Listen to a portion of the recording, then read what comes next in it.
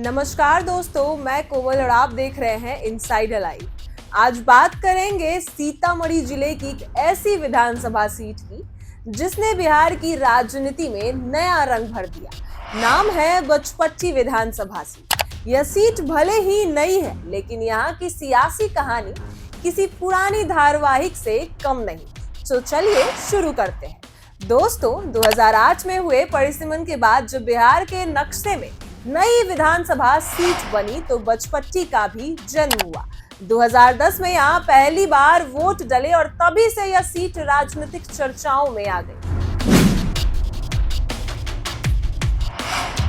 2010 में पहला चुनाव हुआ और मैदान में थी जेडीयू की डॉक्टर रंजू गीता। नीतीश कुमार की लहर उस वक्त चरम पर थी।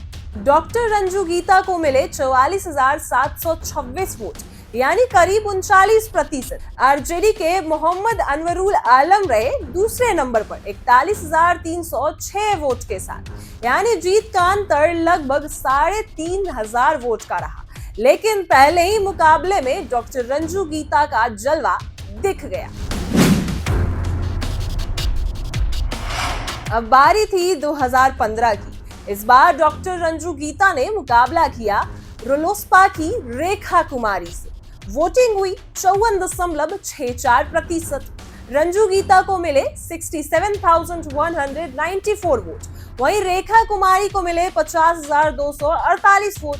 इस जीत के बाद रंजू गीता का कद और बढ़ गया और वे गन्ना उद्योग मंत्री बनी। यहाँ बचपट्टी ने उन्हें सिर्फ विधायक नहीं बनाया, बल्कि मंत्री भी बना दिया। राजनीति में कब और क्या बदल जाए कोई नहीं जानता। 2020 में हालात उलट गए। आरजेडी के मुकेश कुमार यादव मैदान में थे और उन्होंने रंजू गीता को कड़ी टक्कर दी। मुकेश यादव को मिले 71,483 वोट, यानी 40.21%।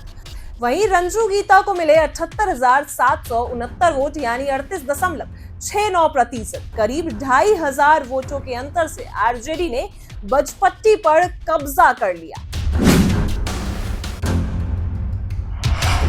अब बात करते हैं यहाँ के जातीय और सामाजिक समीकरण की। मुस्लिम वोटर लगभग 97,403, यानी करीब 30.6%। यादव वोटर अच्छी खासी संख्या, ब्राह्मण निर्णायक भूमिका में है।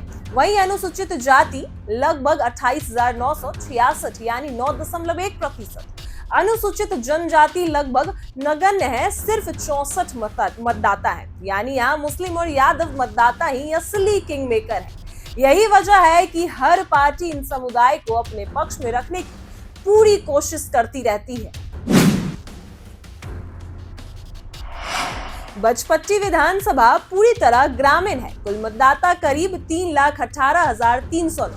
शहरी वोटर लगभग 0%, यानी यहाँ की राजनीति गांव, खेत और किसानों की तकलीफों से जुड़ी हुई है।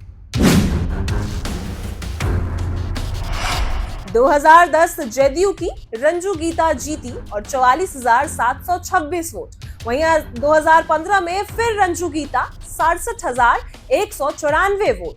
वहीं 2020 में आरजेडी के मुकेश यादव को 71,483 वोट। 3 चुनावों की कहानी से साफ है कि यहाँ मुकाबला हर बार कांटे का रहा। 2010 में जीत का अंतर था लगभग 3,400 वोट, यानी 2015 में बढ़कर हुआ 16,946 वोट। 2020 में फिर घटकर लगभग 27,000 वोट, यानी यहाँ के मतदाता हर बार सोच समझकर फैसला लेते हैं। किसी पार्टी की झोली में वोट डालना तय नहीं है। अभी इस सीट पर आरजेडी के मुकेश कुमार यादव विधायक हैं।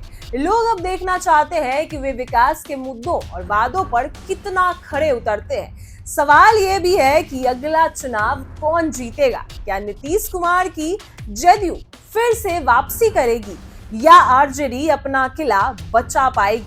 तो दोस्तों, बचपट्टी विधानसभा की कहानी यही बताती है कि राजनीति में कोई भी चीज स्थायी नहीं होती। 2010 और 2015 में यहाँ जेडीयू ने झंडा गाड़ा, वहीं 2020 में आरजेडी ने तख्ता पलट कर दिया और आने वाले चुनाव और भी रोचक हो गया।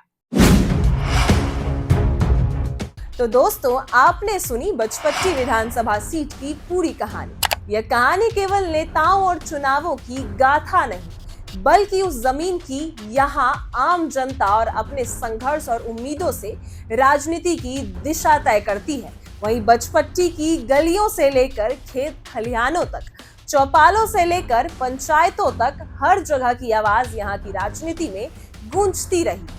जब हम बचपट्टी की यात्रा कर रहे थे, तब हमने देखा कि कौन कैसे समय समय पर यहाँ की राजनीति में करवट बदली। कभी बड़े राष्ट्रीय दलों ने अपनी पकड़ मजबूत की, तो कभी स्थानीय ताकतों ने अप्रत्याशित नतीजे दिए। जनता ने हर बार साफ संदेश दिया कि यह केवल वादों से संतुष्ट नहीं होती, बल्कि काम चाहती है, विकास चाहती है और अपने भविष्य की सुरक्षा चाहती है। यही लोकतंत्र की असली शक्ति है और बचपट्टी इसकी मिसाल बनी रही। लेकिन बचपट्टी की कहानी सिर्फ चुनावी आंकड़ों और नेताओं की जंग तक सीमित नहीं है। यहाँ की जो सांस्कृतिक धड़कन और राजनीति के साथ साथ चलती है, वहीं मिथिला की परंपराएं, लोकगीत, पर्व त्योहार और समाज की सामूहिकता, इन सब ने यहाँ के राजनीतिक माहौल को आकार दिया है।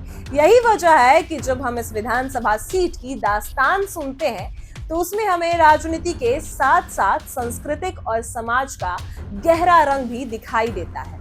अब जरा सोचिए, जब बचपट्टी की कहानी इतनी अच्छी और दिलचस्प हो सकती है, तो पड़ोस की सीट क्या कम होगी?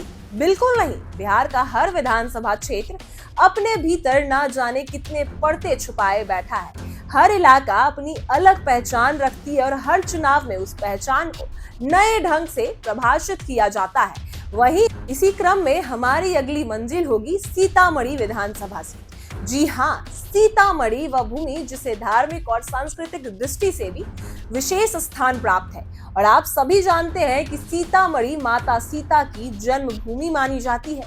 यहाँ की पवित्रता और ऐतिहासिक महत्व इस पूरे देश की प्रसिद्ध बना देता है। लेकिन क्या आप जानते हैं कि यही क्षेत्र राजनीति में भी उतना ही सक्रिय और प्रभावशाली रहा है?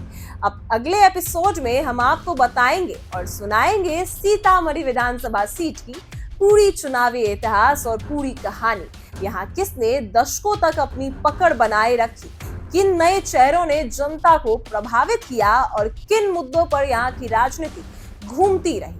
क्या शिक्षा और रोजगार यहाँ की सबसे बड़ी प्राथमिकता रहे, या फिर विकास और बुनियादी ढांचे ने जनता का ध्यान खींचा? हम सब आपको विस्तार से दिखाएंगे, क्योंकि सीतामढ़ी की कहानी में केवल चुनाव नहीं, बल्कि धार्मिक आस्था और सांस्कृतिक धरोहर भी शामिल होगी। यह वह जगह है जहां आस्था और राजनीति एक साथ चलते हैं। जनता यहाँ वोट देते समय केवल नेताओं को नहीं देखती, बल्कि इस बात को भी सोचती है कि उनकी धरती और उनकी परंपराएं सुरक्षित रहे और आगे बढ़ते रहे। इसलिए अगर बचपट्टी की यात्रा ने आपको रोमांचक किया है, तो यकीन मानिए सीतामढ़ी की कहानी और भी दिलचस्प होने वाली है। वहाँ की गलियों और चौपालों की जो चर्चा है, नेताओं के वादे और जनता के फैसले, और साथ ही उस भूमि की पौराणिक महत्व, ये सब कुछ अगले वीडियो को खास बनाएगा और हम आपको सारी विस्तार से कहानी सुनाएंगे। तो आपसे निवेदन है कि हमारे साथ जुड़े रहिए, हमारे चैनल को सब्सक्राइब कर लीजिए और इस वीडियो को शेयर कीजिए और हमें कमेंट करके बताइए कि आपको बचपट्टी की कौन सी बात सबसे दिलचस्प लगी। आपकी राय हमारे लिए अमूल्य है और हमें और बेहतर करने की प्रेरणा देती है। हम जल्दी मिलेंगे सीतामढ़ी विधानसभा की पूरी कहानी लेकर। तब तक देखते रहिए, सुनते रहिए और जुड़े रहिए हमारे साथ।